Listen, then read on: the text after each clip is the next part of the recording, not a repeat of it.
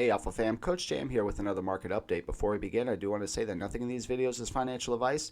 Everything's for educational purposes only. It's just my own analysis on the market. Also, if you're new to our channel, if you could please give us a like, comment, and a subscribe. We really do appreciate the support. Let's get into the market, guys. So, the market's been brutal. Flat out, hands down, brutal. Come down way further than I even thought it would. I've been, or what I was intending, this is why we always deal with probabilities, guys. Nothing's ever 100%. We have to deal with probabilities and a set of conditions and things that we understand looking at past cycles and different indicators and different things like that to try to give us an edge over the market. This whole time when we were inside of this zone, I was very adamant that this was an accumulation zone because we held it so hard and we were expecting a spring and a deviation out. If you look at these spring events, guys, they're very scary. That's the point of them. They're made there to be scary, and they're made there to get people to capitulate. All right. This allows market makers to manipulate prices to lower levels, sweeps liquidity, and just overall causes a real panic in the market. And that's what we've seen. Now, what I don't want to happen and what I'm worried about is a couple of things. One, maybe this wasn't the accumulation range. Maybe this was just a bear flag, which we'd already talked about. This thing was already potentially looking like a bear flag. And once we broke it, then we would come down to the next level. So if you look at this thing, and we actually put our little post right here from where this last breakdown was, and we come into here, you can see this is exactly where we came down to, guys. Literally the zone that we came into. All right. So with that being said, are we at the local bottom? Are we going to start moving up? Is this spring done? What's going on? So there could be two things. One, I do think that this is a very interesting zone. And the reason why is we are now back into the zone that we were sitting in for 8 months prior to the Trump trade. This zone is very significant. We built a lot of base here at this zone, all right? I remember it like it was yesterday, and there was a couple times in the zone where everybody said we were going to zero, and we ended up recovering. So this level right here would make a lot of sense for us to start to build a base. And this thing could go two ways, guys, all right? We could either build a base here and start chopping sideways and then move up, or we could maybe chop here a little bit, maybe do like one of these double bottom bounces, and then start to deviate and go back up. Still early to say. I'm still waiting for the U.S. market to open because I'm interested to see how things kind of transpire over the next couple of days. I'm personally not looking to do anything but buy in these zones. I'm looking to acquire assets in these zones because I think it's a really unique buying opportunity. And everybody wants these dips, guys. Everybody wants these massive buying opportunities until they happen. And then people are just too scared to pull the trigger on it. You don't want to do that, guys. You don't want to, and I also understand, you don't want to just go full in and FOMO either. You want to, what I would think would be the most intelligent thing to do is very slow DCAs. Break up your buys into a bunch of smaller buys, buying over during this entire region, and then this way you can give yourself the best average. Because then if we decide to go a little bit lower, let's say Bitcoin, and I don't think we'd break the $60,000 level at all, but let's say Bitcoin decides to go a little bit lower and then makes that bounce, well then you can be buying in this entire zone, and then you get the best average in the entire zone. So when the markets do start to recover, then you're going to either be in profit quicker, and then you're also going to have the opportunity, if you're in alts that are significantly down, like I'll give you an example. I have a guy in the community right now that was down on his portfolio significantly. He's been buying inside of these zones, and he's managed to lower his average way, way, way down, where he's now just, I think it's like 20% down on his position, where he was down on a position like 80%. This is the reason why sitting on your people, I hear this all the time, well, I just want to sit on my hands. I don't want to do anything. That's not a strategy neither, guys. I don't think, I mean, I guess that is a strategy, but that's something that I wouldn't advise to do because you want to be active, all right? You get a lot of people, and this is just general, investing thesis, guys.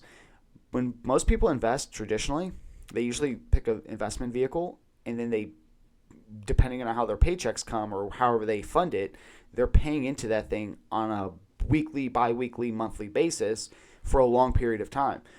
If you're investing into crypto and you believe in this asset class as a new emerging market, the largest transfer of wealth in history is also happening at the same time, and you know it's being adopted faster than the internet and the telephone, and you get these type of opportunities and you have conviction in this industry, why wouldn't you be trying to purchase when you have these opportunities? Of course, again, not financial advice, but I'm just telling you what I'm doing.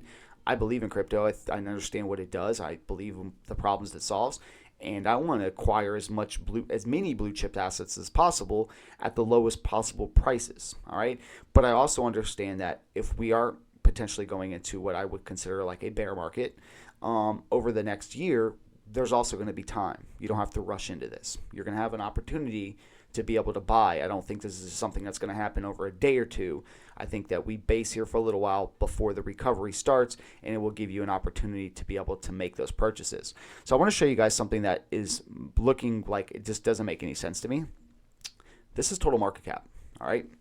And it is inside of a major order block. And if you look right here, guys, where we were last time when we came into the zone, this led to this big expansive move up. Look where we're at right now. We're back in the zone. Even though Bitcoin has broken that zone right here, you can see it, even though it's broken it, it has not been broken on total. So that shows or indicates to me that a couple of things are happening. One, alts are not getting as obliterated right now as Bitcoin. And the reason why? Because they've already been annihilated. They always sell off first. So I think they're already at their pico bottoms. Not saying that they can't go lower, but I think most of them are at their pico bottoms. All right. So with that, that's why we're noticing things like Bitcoin dominance back below the 50-day. It's not making any sense at all because this is not typically something you see in the beginning of a bear market. All right. Now, it's interesting too because, like, I'll give you an example. Solana is down 3.74% today, but Bitcoin's down 4.81%. All right, so obviously alts are holding up better than Bitcoin in this general zone because I think most of the alts have already unwound.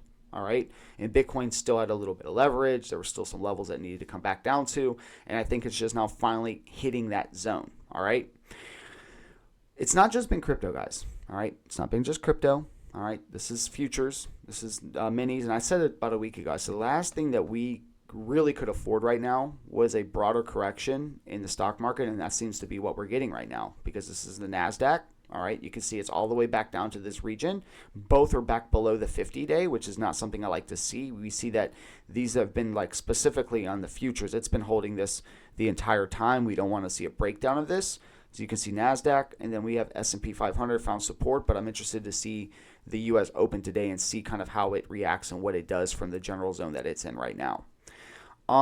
Guys, I know that this has been a very scary few weeks. I know it's been kind of scary since October. If you're still in this market, I would highly encourage you to just take a deep breath, touch some grass. It's going to be all right. This market will recover. Crypto's not dead. I do believe that there is a bunch of useless extractors in crypto that need to be flushed out. This is, I think, something that could potentially happen during these period of times. You tend to see when these really negative times happen, the projects that are actually around to build and want to be around and want to actually advance crypto, and then the ones that were just here to extract, those guys usually just dry up and leave. All right. With that being said, I have to be also very cognitive of what's going on because I've talked about this before. USDT dominance is in a way higher level than I ever thought it would get into, guys, and it is literally in the bear market zones. And I said it before. I said if we broke out of this, I would have to conclude that, yes, we are inside of a bear market, there is a chance that we're obviously going to have pockets of outperformance during the bear market, but this thing is definitely in bear market territories. I don't think there's anybody that could deny that. I mean, this is literally in the zone that we peaked at last time in the bear market, and we're there now. All right. With that all being said, guys, again, I'm waiting for the U.S. market to open. I know things have been scary. Again, just try to breathe and touch some grass. I'm going to be making another update here tomorrow. I am going to be kind of trying to keep you guys as updated as I possibly can.